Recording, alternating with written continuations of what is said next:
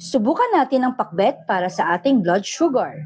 Pero bago natin kainin to, i-check na muna natin ang baseline ng ating blood sugar.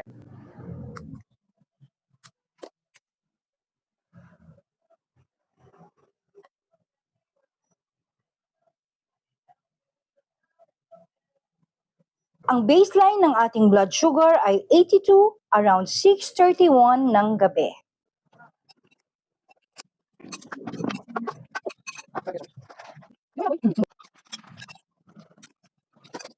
Water lang tayo for our drinks.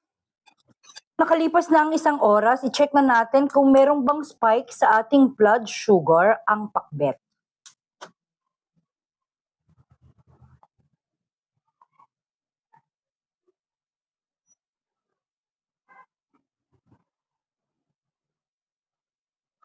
Ngayong 7:45 p.m., tumaas ang ating blood sugar ng 94 from 82.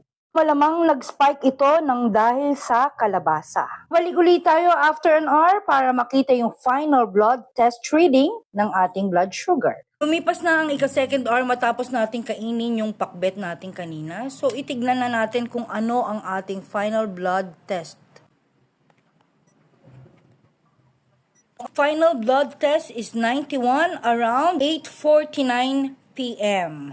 Basically, maganda ang takbo ng ating blood sugar for today. So, ang spike ng ating blood sugar ay nanggaling sa kalabasa. So, konti lang at minimal lang ang spike ng kalabasa for me. That will be all for my today's journey and see you tomorrow for my tomorrow's journey. Bye!